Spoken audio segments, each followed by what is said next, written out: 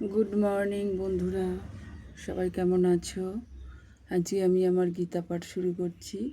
তোমরা সবাই থাকো, গীতা পাঠ শুনিয়ে দিনটা শুরু করো, সবারই দিনটা ভালো যাবে।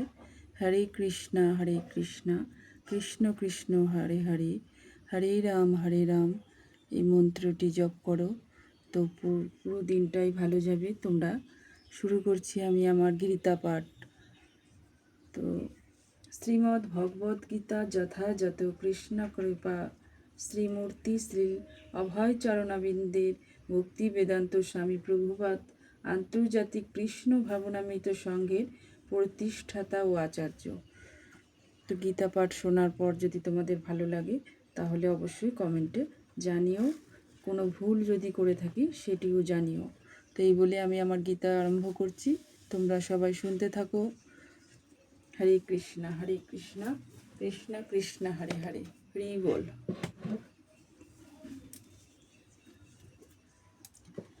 হরে কৃষ্ণ। শ্লোক 4। ময়া ততমিদং সর্বং জগদব্যক্ত মূর্তিনা মস্ত স্থানি সর্বভূতানি না চাহং তেবস্থিত। মানে হচ্ছে, সম্পূর্ণ বাংলায় আমি এই গীতা পাঠটা করছি, তোমাদের শুনতে ভালো লাগবে। সংস্কৃততে অল্প আছে আর পুরোটাই বাংলা। হরে কৃষ্ণা। তার মানে হচ্ছে, অব্যক্ত রূপে আমি সমস্ত জগতে ব্যাপ্ত আছি, সমস্ত জীব আমাতেই অবস্থিত, কিন্তু আমি তাতে অবস্থিত নই। স্থূল ও জড় ইন্দ্রিয়ের দ্বারা পরম পুরুষোত্তম ভগবানকে উপলব্ধ করা যায় না। কথিত আছে যে, অত শ্রীকৃষ্ণ নামাদিনা ভবেদ গ্রাহ্যমিন্দ্রিয় সব্যমুখে হি জিহদ্দ স্বয়মের স্ফুতদ্য। মানে জড় ইন্দ্রিয় দ্বারা ভগবান শ্রীকৃষ্ণের নাম, রূপ, লীলা আদি উপলব্ধ করা যায় না। সদ্গুরু তত্ত্বধ্যানে যিনি ভগবক্তি সাধন করেন, শুদ্ধ ভগবতী সাধন করেন, তার নিকট তিনি প্রকাশিত হন। ব্রহ্মসংহিতায় বলা হয়েছে, প্রেমাঞ্জন নচ্চুরিত ভক্তি বিলেয় জনেন সস্তন্ত সদেব হৃদয়েষু বিলোকয়ন্তি। পরম পুরুষোত্তম ভগবান শ্রী গোবিন্দ প্রতি অপ্রাকৃত প্রেম ভক্তি বিকাশ সাধন করার ফলে অন্তরে ও বাইরে তাকে সর্বদা দর্শন করা যায়, তাই তিনি সকলের কাছে প্রকট নন। এখানে বলা হয়েছে, যদিও তিনি সর্বব্যাপ্ত, সর্বত্র দৃশ্য, তবুও তিনি জড় ইন্দ্রিয়ের দ্বারা গোচরীভূত নন। এখানে অব্যক্ত মূর্তি না কথাটির দ্বারা সেই কথাই বোঝানো হয়েছে, কিন্তু প্রকৃতপক্ষে যদিও আমরা তাকে দেখতে পাই না, তবুও সব কিছুই তাকে আশ্রয় করে আছে। সপ্তম অধ্যায়ে আমরা যে আলোচনা করেছি সেই অনুসারে সমস্ত মহাজাগতিক সৃষ্টি ভগবানের উৎকৃষ্ট চিন্ময় শক্তি ও নিষ্কৃষ্ট জড় শক্তির সমবায় মাত্র। সমস্ত ব্রহ্মাণ্ডে সূর্য কিরণের বিস্তারের মতো ভগবানের শক্তি সম্পূর্ণ সৃষ্টিতে বিস্তারিত এবং সব কিছুই সেই শক্তির আশ্রয়ে বিদ্যমান। কিন্তু তা বলে এই সিদ্ধান্ত করা উচিত নয় যে ভগবান যেহেতু সর্বব্যাপ্ত, তাই তিনি তার ব্যক্তিগত সত্তা হারিয়ে ফেলেছেন। এই যুগে ভ্রান্ত বলে প্রতিপূর্ণ করার জন্য ভগবান বলেছেন, আমি সর্বব্যাপক এবং সব কিছুই আমাকে আশ্রয় করে আছে, কিন্তু তবুও আমি সব কিছু থেকে স্বতন্ত্র। উদাহরণস্বরূপ বলা যায়, রাজা যেমন তার প্রশাসনের অধীশ্বর বা প্রশাসন তার একটি শক্তির প্রকাশ, বিবিধ প্রশাসনিক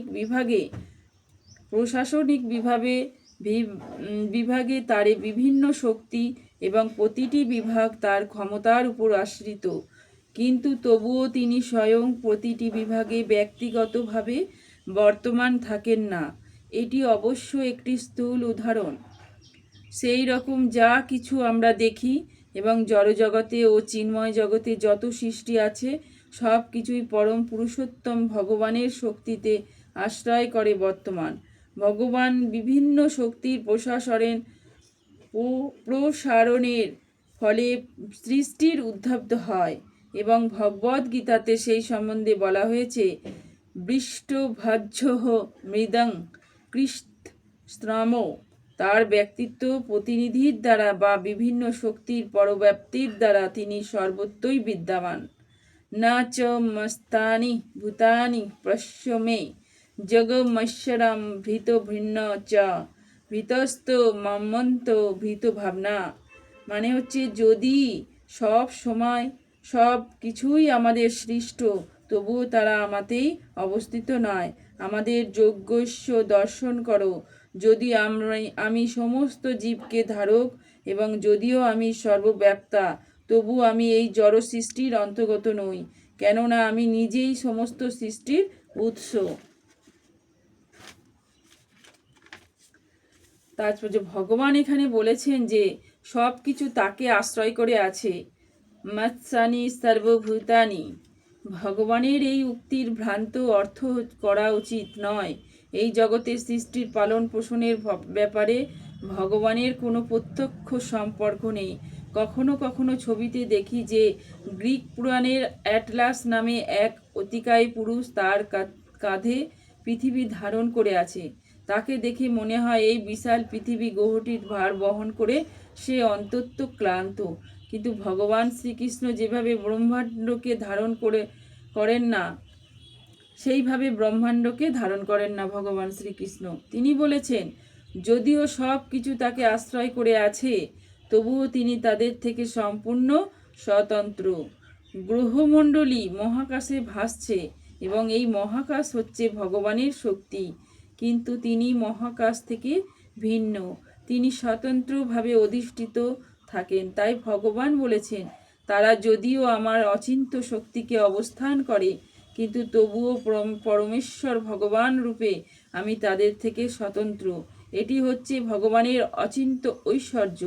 নিরুক্তি নামে বৈদিক অভিধানে বলা হয়েছে যে যুজ্যোতেহ নানা দুর্ঘেষ্টু কার্যেষু। ভগবান এই বিচিত্র শক্তির প্রভাবে অদ্ভুত অচিন্ত্য লীলা পরিবেশন করেন।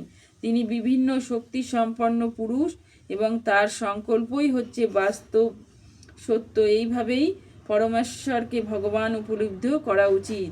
আমরা অনেক কিছুই করার ইচ্ছা করতে পারি, কিন্তু তাদের বাস্তবে রূপদান করতে গেলে আমাদের নানা রকমের প্রতিবন্ধকের সম্মুখীন হতে হয় এবং অনেক সময় আমাদের ইচ্ছা অনুসারে তা করা সম্ভব হয়ে ওঠে না।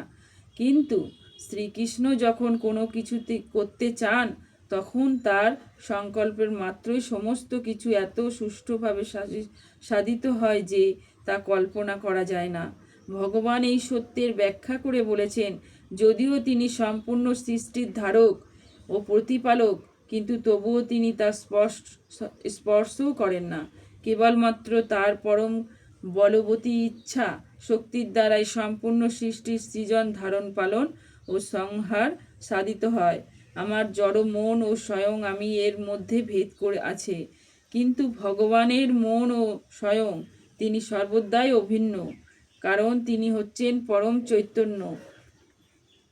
যুগপৎভাবে ভগবান সব কিছুর মধ্যে বিদ্যমান, তবুও সাধারণ মানুষ বুঝতে পারেন না যে কিভাবে তিনি ব্যক্তিগতভাবে সব কিছুই মধ্যে বিদ্যমান।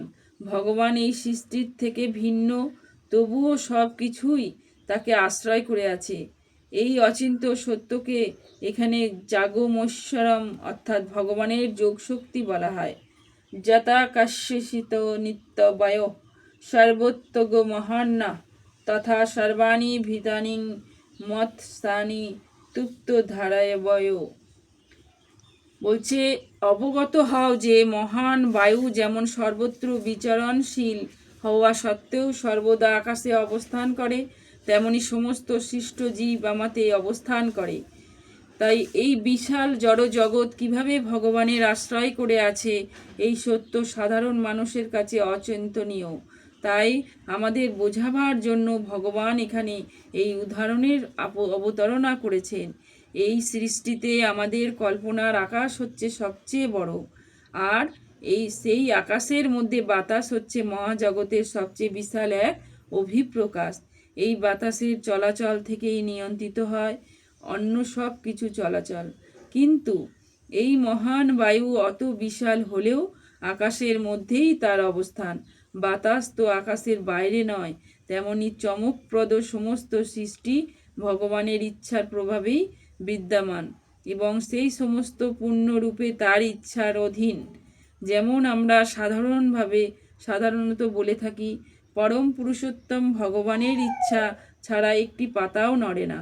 এইভাবে সব কিছুই তার ইচ্ছা অনুসারে সাধিত হয়। তার ইচ্ছায় সব কিছুর সৃষ্টি হচ্ছে, সব কিছুর পালন হচ্ছে এবং সব কিছুর বিনাশও হচ্ছে। কিন্তু তবুও তিনি সব কিছুর থেকে পৃথক। যেমন আকাশ সব সময় বায়ুমণ্ডলের ক্রিয়াকলাপ থেকে স্বতন্ত্র হয়ে বিরাজ করে। উপনিষদে বলা হয়েছে, যদি ভাষা বাত্য প্রবতে ভগবানের ভয়ে বায়ু প্রবাহিত হয়। বৃহদারণ্যক উপনিষদে বলা হয়েছে, এতস্য বা অক্ষরস্য প্রশাসনে গার্গী সূর্য চন্দ্র মৌস্য বিদ্যুৎ তিষ্ঠন্ত অতস্য বা অক্ষরস্য প্রশাসনে গার্গী দাব্বা পৃথুব্য বিদ্যুৎ তিষ্ঠত। বলেছে, পরমেশ্বর ভগবানের পরম অজ্ঞার ফলে চন্দ্র সূর্য ও অন্যান্য বৃহৎ গৃহমণ্ডলী তাদের কক্ষপথে পরিভ্রমণ করছে।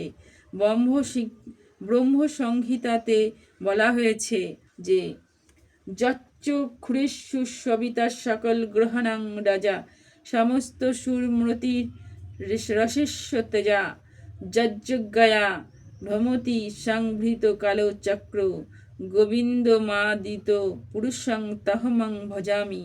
এখানে সূর্যের ভ্রমণ সম্বন্ধে বলা হয়েছে যে, তাপ ও আলো বিকরণী অনন্ত শক্তিপূর্ণ সূর্য ভগবানের একটি চক্ষু বিশেষ।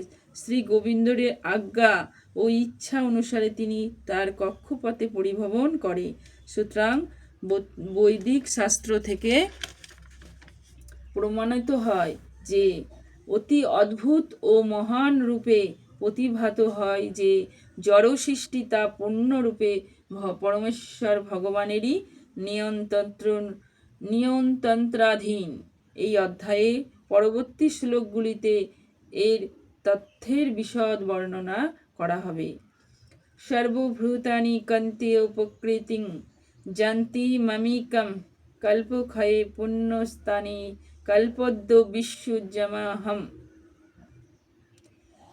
বলেছে, হে কন্তীয়, কল্পান্তে সমস্ত জড় সৃষ্টি আমাদের প্রকৃতিতে প্রবেশ করে এবং পুনরায় কল্পারম্ভে প্রকৃতির দ্বারা আমি তাদের সৃষ্টি করি। এই জড়জগতের সৃষ্টি, স্থিতি ও প্রলয় সম্পূর্ণরূপে পরম পুরুষোত্তম ভগবানের ইচ্ছার উপর সম্পূর্ণভাবে নির্ভর করে। কল্পের অবসানে মুনির ব্রহ্মার মৃত্যু হলে ব্রহ্মার আয়ু 100 বছর। তার একদিন পৃথিবীর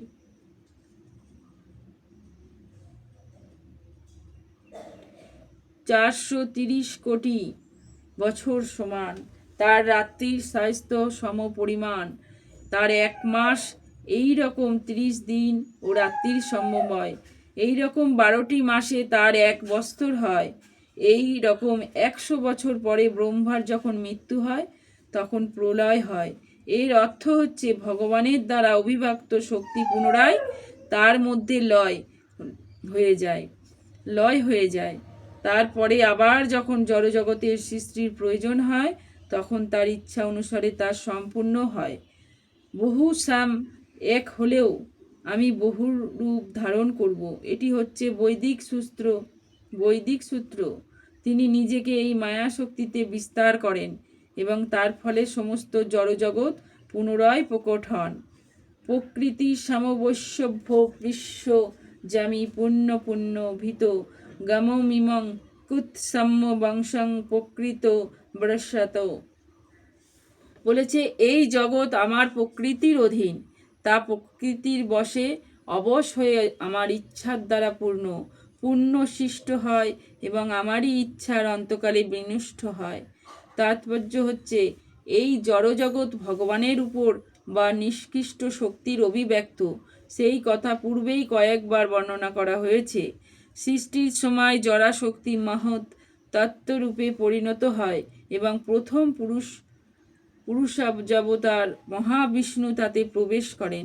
তিনি কারণ সমুদ্রে শায়িত থাকেন এবং তার নিঃশ্বাসের ফলে কারণ সমুদ্রে অসংখ্য ব্রহ্মাণ্ডের সৃষ্টি হয় এবং সেই প্রতিটি ব্রহ্মাণ্ডে তিনি আবার গর্ভোদকাশী বিষ্ণু রূপে প্রবেশ করেন।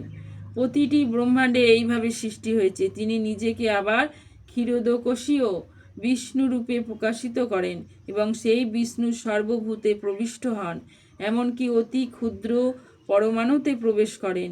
সেই তত্ত্ব এখানে বিশ্লেষণ করা হয়েছে। তিনি সব কিছুর মধ্যে প্রবেশ করেন।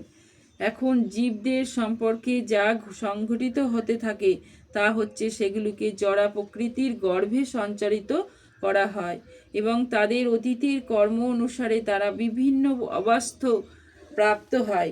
এইভাবে এই জগতের কার্যকলাপ শুরু হয়। সৃষ্টির একেবারে শুরু থেকেই বিভিন্ন প্রজাতির জীবদের কার্যকলাপ শুরু হয়ে যায়। এমন নয় যে সব কিছুই সর্বব্যাপিত হয়েছে। ব্রহ্মাণ্ডের সৃষ্টির সঙ্গে সঙ্গে একই সময়ে বিভিন্ন প্রজাতির সৃষ্টি হয়েছে। মানুষ, পশু ও পাখি সমস্ত একই সঙ্গে সৃষ্টি হয়েছে, কারণ পূর্ব কল্পের প্রলয়ের সময় জীবদের যার যেমন বাসনা ছিল সেইভাবেই তারা আবার অবিভক্ত হয়েছে। এখানে অবসম শব্দটির দ্বারা স্পষ্টভাবে বলা হয়েছে যে এই প্রক্রিয়াতে জীবদের কিছুই করার সামর্থ্য থাকে না। পূর্ব সৃষ্টিকালের মধ্যে তাদের পূর্ব জীবনের তাদের সত্তার যে অবস্থা ছিল ঠিক সেইভাবেই তারা আবার অবিভক্ত হয় এবং এই সময় এই সবই তা সাধিত হয় শুধুমাত্র পরমেশ্বরের ইচ্ছাতে। এটি হচ্ছে পরম পুরুষোত্তম ভগবানের অচিন্ত্য শক্তি এবং বিভিন্ন প্রজাতি সৃষ্টি করার ফলে পরে তাদের সঙ্গে তার কোনো সংস্পর্শ থাকে না। বিভিন্ন জীবের কর্মবাসনা পূর্ণ করবার জন্যই জড়জগতের সৃষ্টি হয় এবং তাই ভগবান এই জড়জগতের সঙ্গে লিপ্ত হন না। হরে কৃষ্ণ হরে কৃষ্ণ হরে কৃষ্ণ এই বলে আমি আজকের শেষ করছি। না চাহ মাং তানি কর্মাণি নিত্যধনি ধনঞ্জয় উদিশিন বদশিন নমো সংতাং তেজু কর্মস্য। আজকে আমি এখানে গীতা পাঠ শুরু করছি, শেষ করছি। রাধে রাধে বলো সবাই, রাধে রাধে। হরে কৃষ্ণ কৃষ্ণ কৃষ্ণ হরে হরে, হরি বল রাধা মাধব। হরে কৃষ্ণ হরে কৃষ্ণ।